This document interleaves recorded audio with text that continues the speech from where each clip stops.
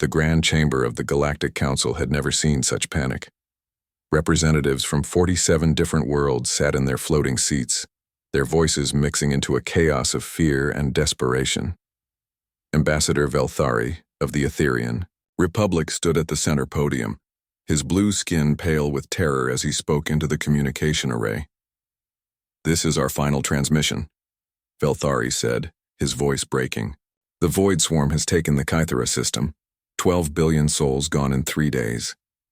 We estimate 6 more systems will fall before the end of this cycle." The holographic display above the chamber showed the latest reports. Red markers spread across the galaxy map like a disease. Each marker represented a dead world, stripped of all life by the ancient mechanical plague that had awakened from its sleep. General Thexmore of the Draconian Military Council slammed his clawed fist on his console. "Our fleets cannot stop them. Their hulls adapt to our weapons. Our best tacticians cannot predict their movements. They learn faster than we can fight." In the viewing galleries, journalists from across the galaxy recorded every word.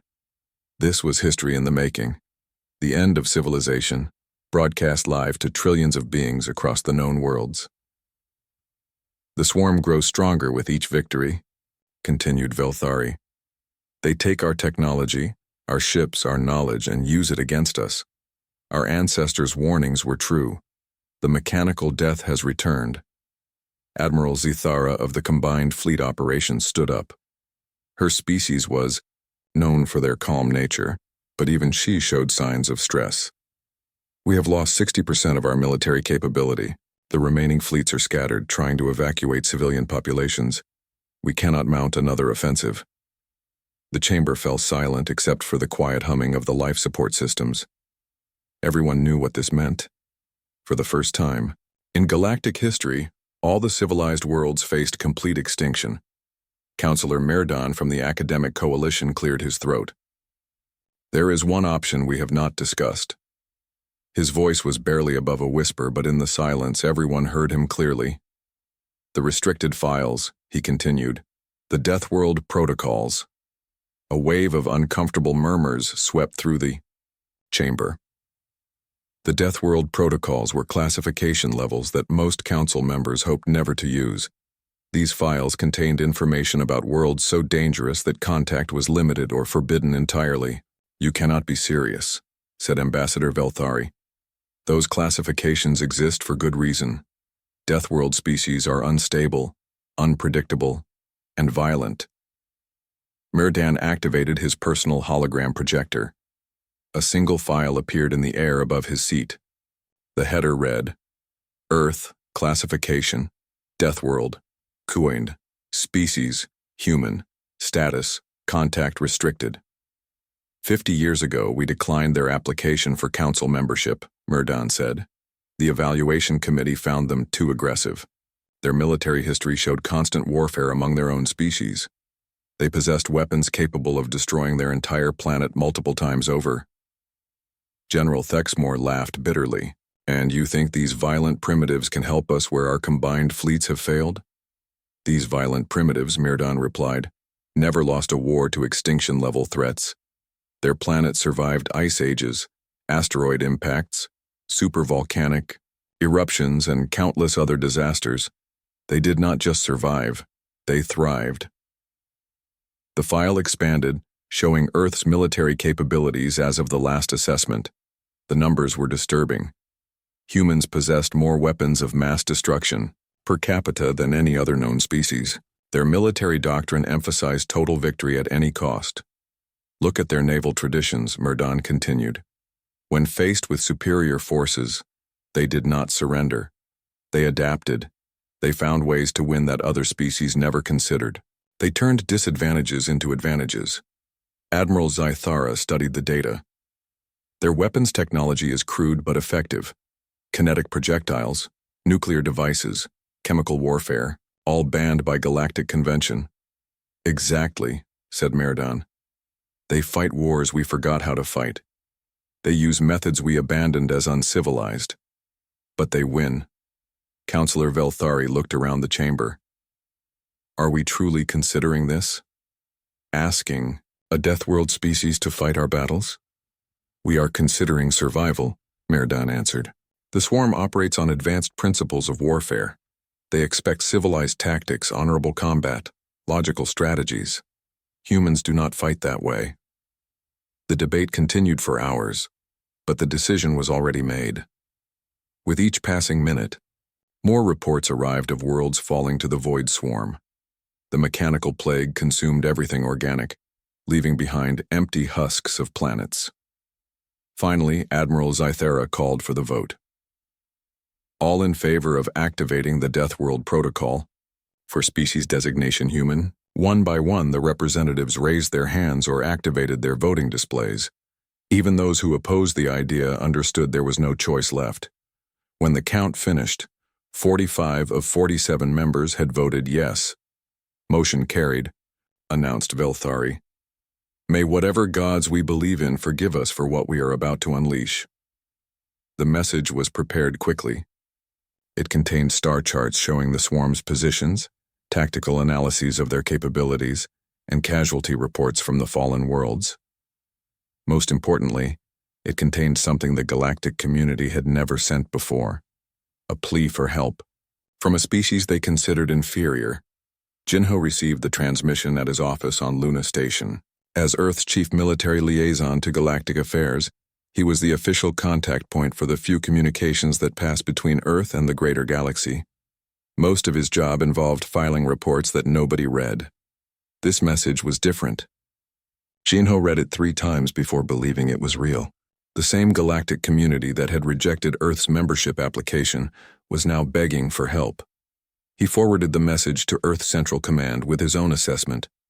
"Situation appears genuine. Recommend immediate response. This could change everything." Within 6 hours, Admiral Minji was in Jinho's office. She was a small woman with gray hair and sharp eyes that missed nothing. Her reputation in Earth's military was legendary. She had commanded fleets in the Resource Wars and the Mars Independence conflict. She understood how to fight impossible battles. "How bad is it really?" she asked, studying the holographic displays showing the swarm's advance. "Worse than they admit," Jinho replied. "I ran projections based on their casualty reports. At current rates, they have maybe 6 months before total collapse. The swarm is not just destroying their military, it is learning from every engagement." Admiral Minji nodded slowly. "Adaptive enemy, superior technology, conventional tactics failing. Sounds familiar." "The Council is desperate enough to ask Deathworlders for help. That tells us how hopeless their situation really is. Or how arrogant they have become," Admiral Minji said. 50 years ago, we were too primitive and violent for their civilized society. Now they want us to be primitive and violent on their behalf." Jinho pulled up Earth's current military assets. The numbers were impressive. Humanity had not stopped building weapons after being rejected by the Galactic Council. If anything, the isolation had made them focus more on military development. "What do you recommend?" he asked. Admiral Minji studied the data for several minutes. Then she smiled, and Jinho felt a chill run down his spine. He had seen that smile before during the siege of Europa Station. It was the smile of someone who knew exactly how to win an impossible fight. "We help them," she said, "but we do it our way.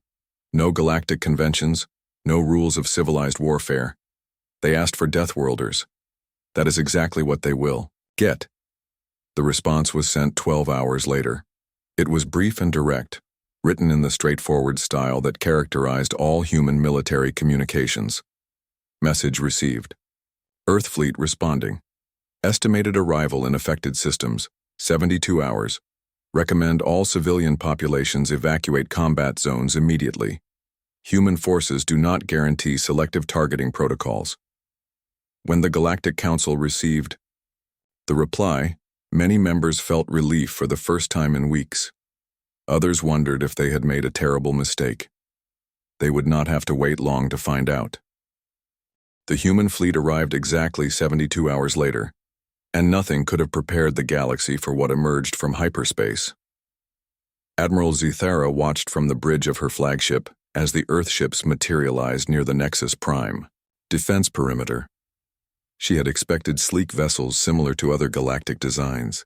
Instead, She saw machines that looked like they were built for only one purpose: destruction. The human ships were massive, angular blocks of metal and armor, plating. They bristled with weapon systems that covered every surface. Unlike the elegant curves and artistic designs favored by galactic shipbuilders, these vessels looked like giant hammers floating in space. "Those are not exploration ships," muttered her tactical officer. "Those are weapons platforms." The largest vessel identified itself as the UES Retribution. Its captain requested permission to dock with the Council station. Admiral Zythara granted the request, though she wondered if she was making another mistake. Captain Dong Yun stepped off the transport shuttle and immediately drew attention from every being in the docking bay. Humans were smaller than most galactic species, but they moved differently. Where other species glided or walked gracefully, humans moved with the controlled aggression of natural predators. Donghyun was a tall man with dark hair and cold eyes. His uniform was simple black fabric with minimal decoration. No fancy ribbons or ceremonial accessories. Everything about him suggested efficiency and violence held in check. The meeting took place in the Council's main conference room. Representatives from 12 different species sat around the curved table, while Donghyun stood at the presentation console with several other human officers. "Thank you for responding to our distress call," began Ambassador Velthari. "We hope that together, we can find a civilized solution to this crisis." Donghyun activated the holographic display without responding to the greeting. Star maps appeared in the air, showing the current positions of the Void Swarm and the human fleet. "We have analyzed your tactical reports," Donghyun said. "Your strategies have failed because you fight this enemy like it is another galactic military force. It is not." He manipulated the display to show the swarm's attack patterns. "This is an extinction-level threat that adapts to conventional warfare. You cannot defeat it with conventional methods." General Thexmore leaned forward. "What do you propose?" "Total war," Donghyun replied simply. "Complete destruction of all swarm assets using any means necessary." The room fell silent. Total war was a concept that civilized species had abandoned thousands of years ago. It meant the complete destruction of an enemy without regard for collateral damage or post-war consequences. Admiral Zythara found her voice first. "That approach violates 17 different galactic conventions on military conduct." "Your conventions? Assume you are fighting other civilized beings who value survival over victory," Donghyun said. "The swarm does not negotiate, it does not retreat, it does not show mercy. Why should we?" He changed the display to show human fleet positions. "We will deploy biological warfare against their organic interface systems. We will use electromagnetic pulse weapons to disrupt their communications. We will target their industrial capabilities with nuclear weapons." The galactic representatives looked horrified. Councillor Merdon spoke up. "Biological warfare has been banned for good reason. The risks of contamination are acceptable when facing extinction," Donghyun finished. "You asked for our help. You did not ask us to be civilized about it." Captain Nari, the human science officer, stepped forward. She was a small woman with bright eyes and a gentle appearance that made her next words even more disturbing. "We have already begun developing targeted viruses that attack the organic components the swarm uses to interface with captured technology," she said calmly. "Initial testing shows 93% effectiveness in disrupting their command networks." "Testing?" Admiral Zythara asked. "On what subjects?" "Captured swarm samples from your previous engagements," Nari replied. "We acquired biological material from the wreckage of your ships." The implications hit the room like a physical blow. The humans had already begun developing biological weapons specifically designed to fight the swarm. They had been planning this approach since receiving the distress call. Colonel Hyunwoo, the human ground forces commander, activated his own display. "Our Marines will deploy on any swarm-occupied worlds to eliminate their ground installations. We will use tactics designed for hostile environment warfare." "What kind of tactics?" asked General Thexmore. "Pack hunting strategies adapted from Earth predator species. Persistence hunting to exhaust defensive systems," trap setting to channel enemy forces into kill zones, total destruction of infrastructure to prevent reoccupation. Yanwu's display showed footage from human training exercises. The Marines moved like wolves, using cover and coordination to overwhelm their targets. They fought with a savage efficiency that made the galactic representatives uncomfortable. Our soldiers are trained to survive and fight on hostile worlds where everything tries to kill them, Yanwu continued. They do not need perfect conditions or civilized rules. They adapt to whatever environment they face. Dongyun returned to the central console. The swarm expects you to fight like civilized beings. They have adapted their tactics to counter organized fleet movements, honorable combat doctrines, and predictable military strategies. He showed a new tactical display. We will deploy in small independent units that operate without centralized command. Each ship will act according to the immediate tactical situation. The swarm cannot adapt to strategies that change constantly. Admiral Zithara studied the human battle plans. They were unlike anything in galactic military doctrine. Instead of organized formations and coordinated attacks, the humans planned to fight like a pack of wild animals. This is chaos, she said. Controlled chaos, Dongyun corrected. The kind of warfare that wins impossible battles. Ambassador Velthari looked around the room at his fellow representatives. Are we truly prepared to abandon everything we believe about civilized warfare? The alternative is extinction, said Councillor Merdan. At least with the human approach, something will survive.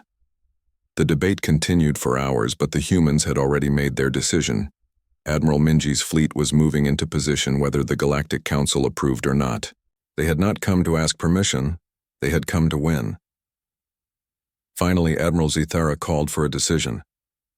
Will the Council authorize the human military to engage the Void Swarm using their proposed methods? The vote was closer this time. 26 in favor, 21 opposed.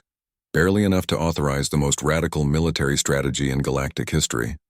Motion carries, announced Velthari. May our descendants forgive us for what we have approved today. Dongyun nodded once. Your descendants will exist because of what we do today. That is what matters. As the meeting ended, the human officers filed out of the conference room with military precision.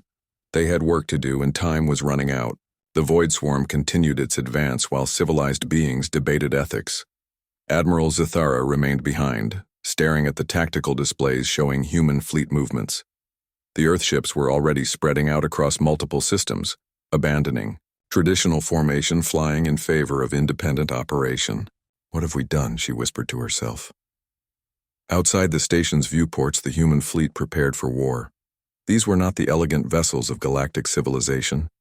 These were the ships of a Deathworld species that had learned to survive, in a universe trying to kill them.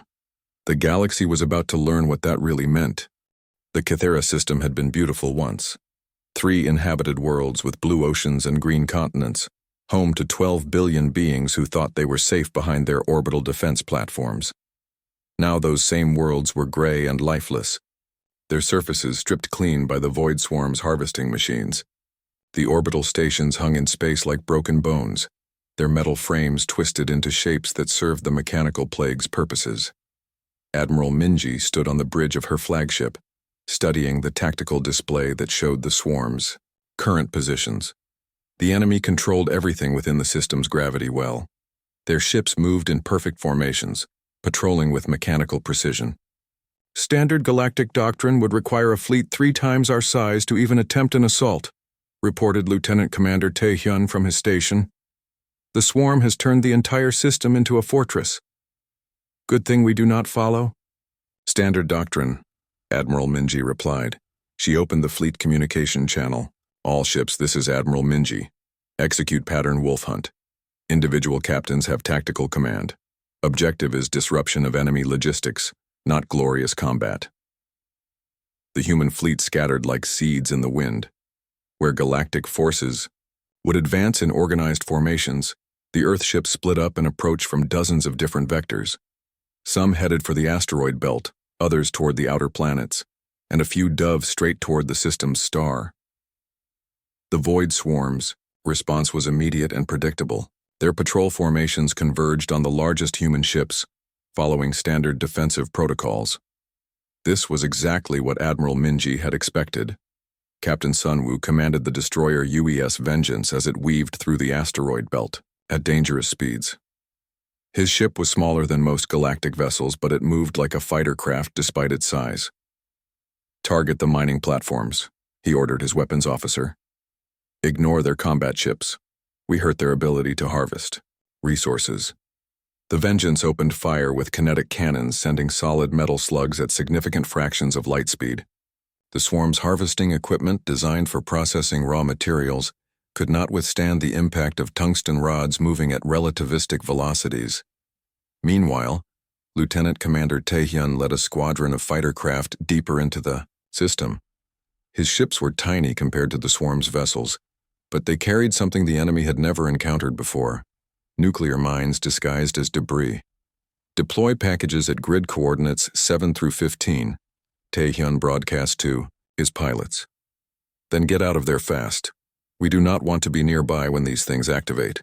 The fighter squadron scattered the mines throughout the swarm's patrol routes, making them look like ordinary space debris. The Void Swarm's scanners detected them but classified them as non-threatening. Organic species did not typically use nuclear weapons in space combat. Engineer Yuna worked from her station aboard the UES Retribution, coordinating the fleet's electronic warfare efforts. While the swarm focused on the obvious attacks, she was infiltrating their communication networks with virus programs designed by Earth's best hackers. "I am getting access to their logistical database," she reported to Admiral Minji. "The swarm operates on a hub-and-spoke system. If we can take out the central coordination nodes, their entire operation in this system becomes much less efficient." "Do it," Admiral Minji ordered, "and see if you can make their own ships target each other. A little friendly fire never hurt anyone except the enemy." The battle developed unlike anything in recorded galactic history. Instead of ship-to-ship combat between opposing fleets, the humans treated the swarm like a logistics problem to be solved. They attacked supply lines, communication systems, and industrial facilities, while avoiding direct confrontation whenever possible. The swarm's adaptive protocols began working overtime, trying to develop countermeasures for tactics they had never encountered. Their combat algorithms expected honorable warfare between organized fleets. Instead, they faced guerrilla attacks from unpredictable directions. Captain Sunwoo's ship had penetrated deep into the system, targeting the swarm's manufacturing facilities on what had been Kythera Prime. The planet's surface was covered with mechanical constructions that processed raw materials into new swarm units. "Fire at will on all industrial targets," he commanded. "Use the dirty nukes. Let the radiation make this place unusable for their operations." The Vengeance launched missiles with nuclear warheads designed to maximize radioactive contamination rather than explosive damage. The weapons were considered barbaric by galactic standards, but they were extremely effective against mechanical opponents who could not simply evacuate organic personnel. At the same time, Taehyun's fighter squadron was leading swarm pursuit units through the minefield they had planted earlier. The first nuclear explosion caught a swarm destroyer completely by surprise, the electromagnetic pulse disabling half its systems before the blast wave finished the job. "Pattern working as designed," Taehyun reported. "Enemy is adapting to our tactics, but slowly. They have to learn through trial and error, which gives us a temporary advantage." The advantage was more significant than anyone had expected. For the first time since the Void Swarm had awakened, they were losing an engagement. Their harvest operations on Kythera Prime ground to a halt as radiation contaminated their processing facilities. Their patrol fleets found themselves fighting an enemy that refused to engage in direct combat. Admiral Minji watched the tactical display with satisfaction. Phase 2. All ships with biological weapons. Deploy them now. Target any organic interface. Systems you can identify. Captain Nari's science vessel launched hundreds of small pods toward the swarm's command ships. Each pod contained engineered viruses designed specifically to attack the biological components that allowed the mechanical plague to coordinate its activities. The effect was immediate and devastating. Swarm units began losing coordination as their organic interface systems failed. Ships that had moved in perfect formation started drifting aimlessly or colliding with each other. Their adaptation rate is dropping rapidly, Una reported. Without functional biological interfaces, they cannot process new tactical information quickly enough to counter our strategies. But the humans' success came with a price that the galactic observers found disturbing. The nuclear weapons and biological agents made entire sections of the Kythera system uninhabitable for organic life. The cure was almost as destructive as the disease. General Thexmore watched the battle from his command ship at the edge of the system. "They are destroying everything," he said to Admiral Zuthera. "There will be nothing left to reclaim even if they win. Better a dead system than a swarm-controlled system," she replied, though her voice showed her own doubts about the human methods. The turning point came when Lieutenant Commander Taehyun's squadron managed to penetrate the swarm's central command facility. Instead of trying to capture or study the alien technology, the human pilots simply detonated nuclear charges inside the installation. The explosion created a chain reaction that disabled swarm operations throughout the entire system. Without central coordination, individual units reverted to basic defensive protocols that were predictable and easy to counter. "All units, this is Admiral Minji," she broadcast to the human fleet. "Begin systematic destruction of all remaining swarm assets. Leave nothing functional. Make sure this system cannot be used as a staging area for future operations." The cleanup phase was methodical and thorough. Human ships moved through the system like exterminators, destroying every piece of swarm technology they could find. They showed no interest in studying the enemy or preserving anything for scientific research. When the battle ended, the Kythera system was free of the void swarm for the first time in months. It was also contaminated with radiation, biological agents, and the wreckage of 2 fleets. Most of the system would remain uninhabitable for decades. But for the first time since the crisis began, the galactic community had seen the swarm retreat. The mechanical plague had withdrawn from a system it controlled, something that had never happened before. Admiral Minji's final report was typically direct.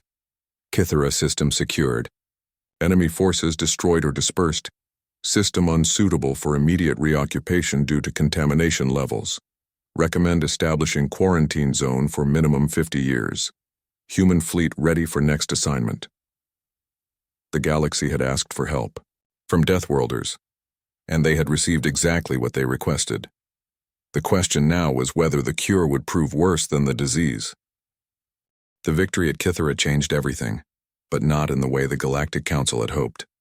News of the human success spread throughout the galaxy, bringing both hope and horror to trillions of beings watching their civilization collapse. Dr. Seojin worked in his laboratory aboard the UES Apocalypse, surrounded by samples of swarm technology and biological specimens that would have terrified most galactic scientists. As Earth's lead xenobiologist, he had been given a simple mission: find ways to kill the enemy more efficiently. "The swarm is adapting faster than we expected," he reported to Captain Sunwoo during their daily briefing. "They have developed new, interface protocols that resist our current biological weapons. We need something stronger." Sunwoo studied the data on his terminal screen. The swarm had indeed evolved since Kythera, creating hybrid units that combined mechanical efficiency with organic adaptability. These new variants could process human tactical patterns and develop countermeasures in real time. "What do you recommend?" Sunwoo asked. Seojin pulled up his latest research findings. "Earth viruses. Not the modified versions we have been using, but the original strains from our own planet. The swarm has no experience with Deathworld pathogens." The proposal was radical even by human standards. Earth's viral ecosystem had evolved over millions of years to attack organic life with ruthless efficiency. Weaponizing these pathogens would create biological weapons that could potentially threaten any organic life they encountered. "The Galactic Council will never approve this," Sunwoo said. "The Galactic Council approved total war when they asked for our help," Seojin replied. "They do not get to choose which tools we use to achieve victory." Captain Sunwoo considered the implications. Using Earth viruses would violate every biological warfare treaty in galactic history. It would also give humanity a decisive advantage against an enemy that was learning to counter their current tactics. "Do it," he decided. "But keep it classified.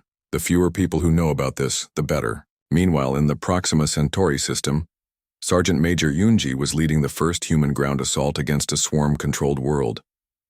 The planet had been a peaceful agricultural colony before the mechanical plague arrived.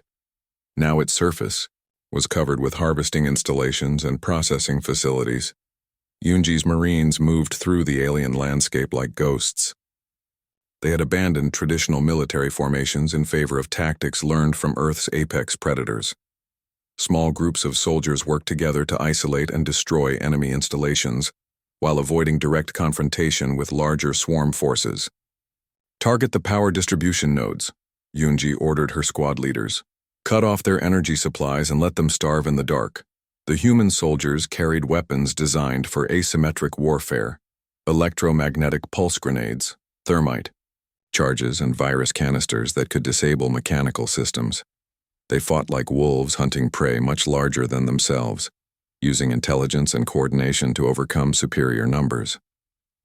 The swarm's ground forces had been optimized to fight conventional military units. They expected organized assaults by predictable infantry formations. Instead, they faced an enemy that struck from unexpected directions and disappeared before retaliation was possible. Private Kang Ho planted explosives under a swarm processing facility while his squad mates provided overwatch from concealed positions. Charges set, he reported through his comm system. Recommend immediate withdrawal. The explosion that followed destroyed not only the facility, but also the underground power grid that supplied energy to half the continent. The swarm's operations ground to a halt as their machines lost power and their coordination systems failed.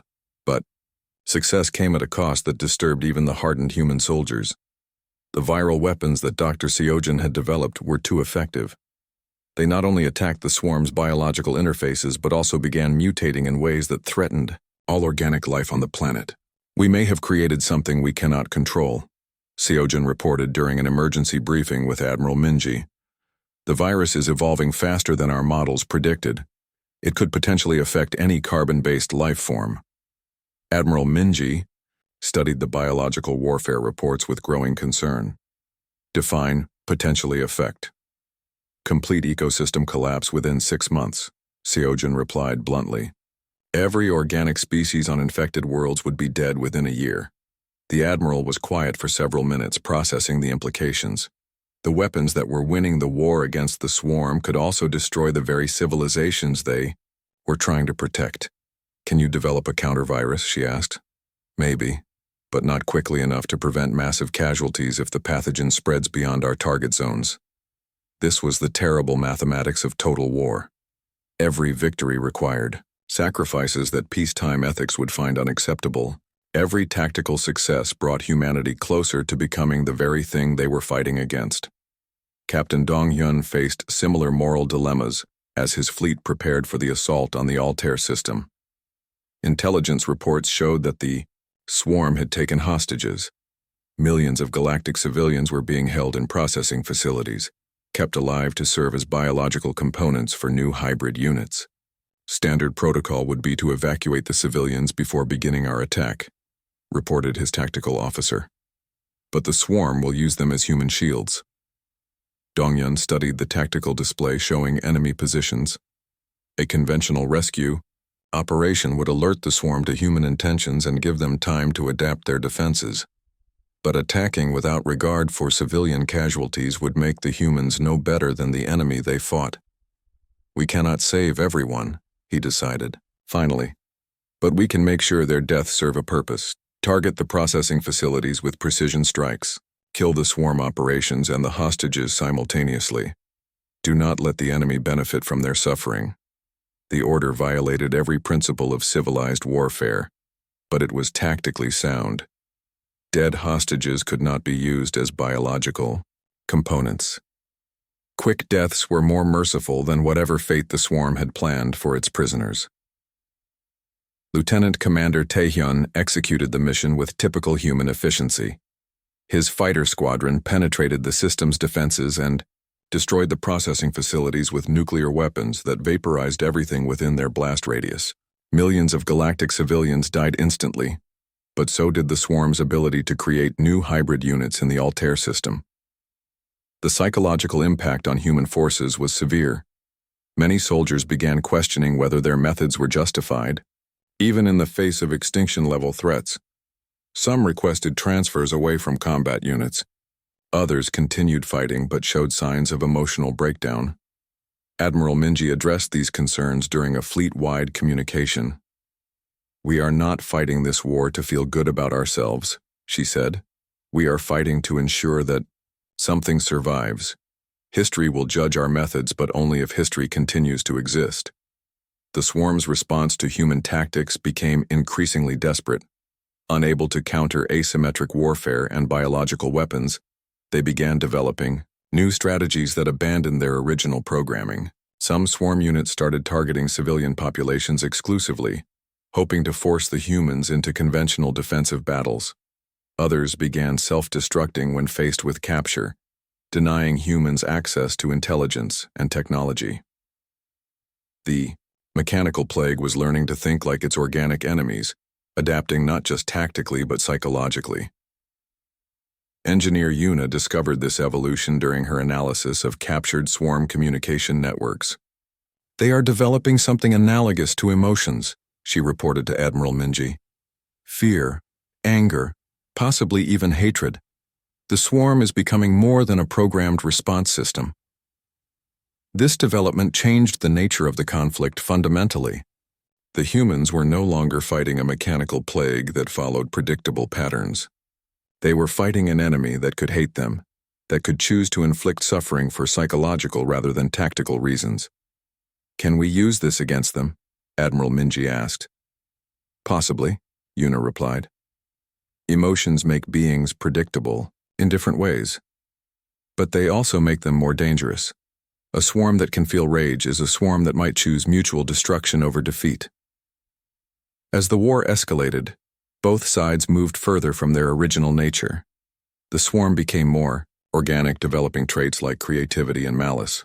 Humanity became more mechanical, making decisions based purely on tactical efficiency without regard for ethical considerations. The galaxy watched in fascination and horror as two extinction-level threats evolved into something entirely new, locked in a conflict that would determine not just who survived, but what survival would mean for the future of all sentient life. The final assault began at the edge of the galaxy, where the Void Swarm had built its ultimate stronghold.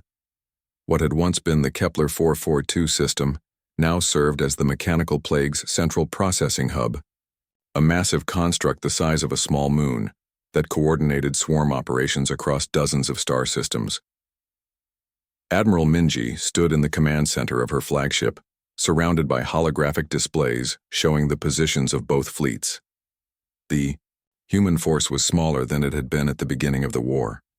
Months of combat had reduced their numbers, but the survivors were hardened veterans who fought with the cold efficiency of professional killers. "Intelligence confirms that the central hub contains the swarm's core processing matrix," reported Captain Nari from her science station. "Destroying it will eliminate their ability to coordinate large-scale operations." The tactical situation was impossible by conventional standards. The swarm had fortified the system with defensive installations that could destroy entire fleets. Their ships outnumbered the human force by 50 to 1, and they had learned to counter most human tactics through bitter experience. But Admiral Minji had one final strategy that the enemy could not predict because no military force in galactic history had ever attempted it. "All ships prepare for terminal protocol," she broadcast to the human fleet. "This is not a battle we intend to survive. Our objective is the complete destruction of the enemy's central coordination system, regardless of cost." Terminal protocol was humanity's ultimate military doctrine, the deliberate sacrifice of all forces to achieve a strategic objective. It was a concept so alien to galactic thinking that no other species had developed countermeasures. Commander Minho led the first wave of the assault from his heavy cruiser UES Retribution. His ship was packed with nuclear weapons that had been modified to create the largest possible explosions. The vessel had become a guided missile carrying enough firepower to crack a planet. "Beginning approach to the central hub," Minho reported, as his ship accelerated toward the swarm stronghold. Encountering heavy resistance from defensive platforms, the swarm's response was massive and coordinated. Thousands of enemy vessels converged on the approaching human ships, firing weapons that could disintegrate matter at the atomic level. The first wave of human attackers died within minutes of entering the enemy's defensive perimeter, but their sacrifice served its purpose. The swarm's defensive systems focused on the obvious threat, leaving gaps in their coverage that the second wave could exploit. Chief Petty Officer Ji commanded one of the small infiltration craft that slipped through the chaos of the main battle. Her ship was barely larger than a fighter, but it carried a cargo that could change the course of the war. The complete nuclear arsenal of 3 Earth battle cruisers, compressed into a single devastating package. Approaching the hub's outer shell, she reported to Admiral Minji. Defensive fire is lighter here. They are concentrating on the main battle. Jihee's mission was simple in concept, but impossible in execution. She had to penetrate the swarm's central facility and detonate her nuclear cargo inside the core processing matrix. The explosion would destroy the hub and everything within 1,000 kilometers, including her own ship. Admiral, this is Jihee. I have reached the insertion point. Beginning final approach. Admiral Minji watched the tactical display as the small craft disappeared into the massive structure of the swarm hub. She knew she would never see Chief Petty Officer Jihee again, but the young woman's sacrifice would save billions of lives across the galaxy. The battle around the hub reached its climax as Commander Minho's cruiser smashed into the swarm's primary defensive platform. The impact triggered a nuclear explosion that lit up the entire system, destroying hundreds of enemy ships in a chain reaction of secondary explosions. But the swarm's defenses were too strong. Even with the humans' suicidal tactics, they could not penetrate deep enough into the hub to reach the core processing matrix. The enemy's adaptive protocols had learned to counter terminal protocol by concentrating their forces at critical choke points. That was when Admiral Minji made the decision that would haunt her for the rest of her life. All remaining ships, execute. Final solution protocol, she broadcast. Converge on my position for coordinated detonation. Final solution was beyond terminal protocol. It was the simultaneous detonation of every remaining human ship in the fleet, creating an explosion powerful enough to destabilize a star. The tactic had never been used because it guaranteed the complete destruction of all friendly forces. Captain Sun Woo received the order aboard his destroyer as he fought through waves of swarm interceptors. Admiral, confirm final solution authorization. You are ordering the death of every human in this system. Confirmed, Admiral Minji replied. The alternative is the death of every organic being in the galaxy. Execute final solution on my mark. The surviving human ships began converging on Admiral Minji's flagship, fighting through desperate swarm resistance. The enemy had finally realized what the humans intended, but it was too late to stop the convergence.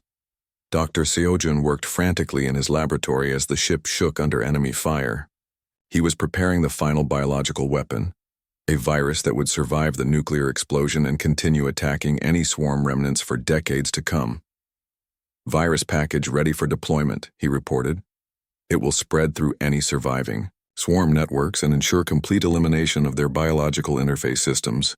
Engineer Yuna coordinated the electronic warfare systems as the fleet prepared for its final action. I am uploading virus programs directly into the swarm communication networks. Even if some units survive the explosion, they will lose coordination capability. The last message from Chief Petty Officer Jihee came as the fleet reached detonation position. This is Jihee. I have reached the core matrix, detonating nuclear package in 10 seconds. It has been an honor serving with you all. The explosion that followed could be seen from neighboring star systems. Jihee's nuclear cargo detonated inside the swarm's central processing hub at the same moment that the entire human fleet triggered final solution protocol. The combined explosion created an energy release equivalent to a supernova confined to a single star system. The swarm's hub vanished in a ball of plasma that consumed everything within light hours of ground zero. The shockwave destabilized the system's star, causing solar flares that would render the region uninhabitable for centuries. But the plan worked. The Void Swarm's central coordination system was completely destroyed, along with their ability to adapt quickly to new threats. Across the galaxy, Swarm units lost contact with their command network and reverted to basic programming that made them vulnerable to conventional attacks. The galactic fleets, inspired by human sacrifice and armed with human weapons, began counterattacking successfully for the first time in the war. System after system was liberated, as the mechanical plague lost its coordination advantage. Admiral Zithera led the cleanup operations, but the victory felt hollow. 17 star systems are now uninhabitable because of human weapons, she reported to the Galactic Council. The cure has left scars that will last for millennia. The cost in human lives was total. Every member of Admiral Minji's fleet had died in the final battle. 3,000 of Earth's best military personnel had sacrificed themselves to save a galaxy that had once rejected them as too violent and primitive. The irony was not lost on the survivors. Humanity had proven they were civilized enough to die. For others, even while using methods too brutal for civilized beings to contemplate. General Thexmore summarized the situation in his final report. The humans saved us by becoming the monsters we were too moral to become ourselves. They paid the price we were unwilling to pay. History will remember them as either heroes or cautionary tales, depending on who writes the books. The Void Swarm was defeated, but the galaxy would never be the same. The weapons and tactics that had saved civilization would reshape military doctrine for generations to come. The question now was whether the survivors could build something worthy of the sacrifice that had been made for them. In the wreckage of the Kepler 442 system, automated probes found evidence of the battle's true scope. The explosion had not only destroyed the swarm's hub, but had also eliminated several small planets and permanently altered the region's space-time geometry. The humans had won their impossible war, but they had done so by proving that survival sometimes required abandoning everything that made survival worthwhile. The galaxy was safe, but it was also changed in ways that would take centuries to fully understand. 6 months after the final battle, the galaxy was still counting the cost of its salvation. The Galactic Council met in emergency session on Nexus Prime, but the conversations were very different from the desperate pleas that had started the war. Ambassador Velthari stood before the assembly, reading from official casualty reports.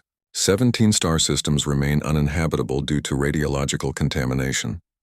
43 worlds require extensive decontamination before civilian populations can return. The biological agents deployed by human forces have created dead zones that may persist for decades. The numbers were staggering, but they paled in comparison to what would have happened if the Void Swarm had continued its advance.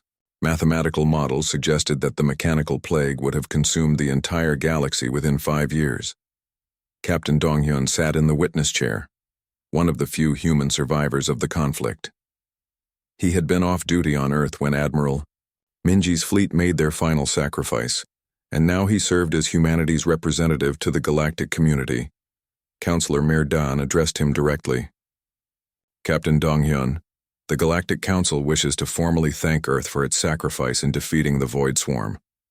We are prepared to offer humanity full membership in the galactic community, along with access to our most advanced technologies. Donghyun listened to the translation through his earpiece, then responded in his characteristic direct style.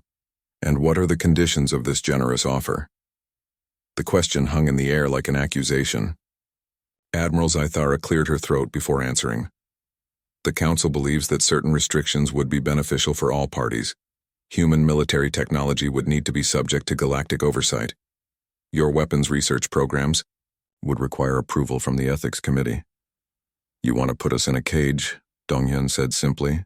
We want to ensure that the methods used against the swarm are never used against civilized beings, replied General Thexmore. The weapons your people developed violate every principle of ethical warfare. Donghyun stood up slowly, his movement causing several alien representatives to tense visibly. Even without weapons, humans had acquired a reputation for unpredictable violence that made other species nervous. Let me understand this correctly, he said. 50 years ago, you rejected our membership application because we were too violent and primitive. We accepted that decision and went our own way. Then you faced an extinction-level threat and begged us for help. He walked to the center of the chamber, commanding attention through sheer presence rather than formal authority. We responded to your call. We fought your war using the only methods that could win. We sacrificed everything to save civilizations that had called us monsters. The chamber was completely silent. Even the translation system seemed to pause as Dongyun's words echoed through the space. And now that we have proven ourselves capable of the ultimate sacrifice, you want to reward us by removing the capabilities that made that sacrifice possible. You want us to be civilized enough to die for you, but not dangerous enough to think for ourselves. Ambassador Velthari attempted to respond. Captain, we understand your frustration, but the weapons your people used saved your lives, Dongyun finished. Every single being in this chamber exists because human beings were willing to become monsters on your behalf. We paid that price gladly, but we will not accept your judgment of our methods. He activated a portable hologram projector that showed images from the final battle. The assembled representatives watched in uncomfortable silence as human ships sacrificed themselves to destroy the swarm hub. 3,000 of our best and brightest died to save you, Dongyun continued. They knew they were not coming home. They made that choice anyway because they believed civilized life was worth preserving. The images shifted to show the aftermath, empty star systems, contaminated worlds, and the wreckage of 2 fleets scattered across light years of space. You see destruction and ethical violations. We see the price of survival in a universe that does not care about your moral principles. The Void Swarm did not follow your rules of civilized warfare. Neither could we. Counselor Meriden leaned forward. But surely you understand our concerns. The biological weapons alone could threaten every organic species in the galaxy if they fell into the wrong hands. Dongyun smiled, and several representatives shivered at the expression. It was the same smile that Admiral Minji had worn when she decided to save a galaxy that did not want to be saved. Those weapons are already in the wrong hands. From your perspective, he said. They are in human hands. We developed them, we control them, and we will decide how they are used. General Thexmore slammed his claw on the podium. You cannot threaten the entire galactic community. I am not threatening anyone, Dongyun replied calmly. I am stating a fact. Earth is an independent world, populated by a species you have twice, judged unfit for civilized society. We have no obligation to follow your rules or accept your oversight. He deactivated the hologram projector and returned to his seat. We will continue to develop whatever military capabilities we believe necessary for our defense. We will trade with any species willing to treat us as equals, and we will respond to requests for help based on our own judgment of the situation. The implications were clear to everyone in the chamber. Humanity would remain outside galactic civilization, armed with weapons that could sterilize entire star systems, and guided by moral principles that allowed for total war against existential threats. Admiral Zythara made one final attempt at negotiation. What would it take for Earth to accept membership in the galactic community? Dongyun considered the question carefully. Equal status. No restrictions on our military capabilities, no oversight of our research programs, and acknowledgement that our methods, however distasteful you find them, were necessary and effective. Impossible, said Ambassador Velthari. The Council cannot accept a member species with the capability to threaten all other members. Then we will remain outside the Council, Dongyun replied. We survived alone for 50,000 years. We can continue to do so. The meeting ended without agreement. Earth would remain independent, armed, and dangerous by galactic standards. The Council would continue to function without humanity's participation, but with the knowledge that Deathworlders were watching from the edges of civilized space. As the representatives filed out of the chamber, many wondered if they had made the right choice. The humans had saved them, but at a cost that challenged everything they believed about civilization and morality. Admiral Minji, meanwhile, lived quietly on Earth in a small house overlooking the Pacific Ocean. She spent her days writing memoirs that would never be published, recording the true story of humanity's first and last galactic war. Her final entry read, We showed them what we were capable of when pushed to the edge of extinction. They asked us to be monsters, and we obliged. Now they fear us for the very qualities that saved their lives." She paused in her writing to watch the sunset paint the sky in shades of red and gold. Somewhere out there, among the stars, civilized species were rebuilding their worlds and pretending that the war had been won through conventional means. "Perhaps that is for the best," she wrote. "Let them believe in their civilized ideals. Let them sleep peacefully knowing that somewhere in the darkness, Deathworlders stand guard against the things that go bump in the night." The galaxy had survived, but it had learned a terrible lesson about the price of survival. Sometimes salvation came from the very darkness that civilized beings feared most. Sometimes the monsters were the only ones willing to fight other monsters. Humanity had proven they could save the galaxy. The question that haunted everyone, human and alien alike, was what would happen the next time the darkness came calling. Would the Deathworlders answer the call again, or would they decide that some civilizations were not worth saving? Only time would tell, but one thing was certain. The universe was a dangerous place, and those who survived in it needed to be dangerous too. Earth had reminded the galaxy of that fundamental truth, and nothing would ever be the same again.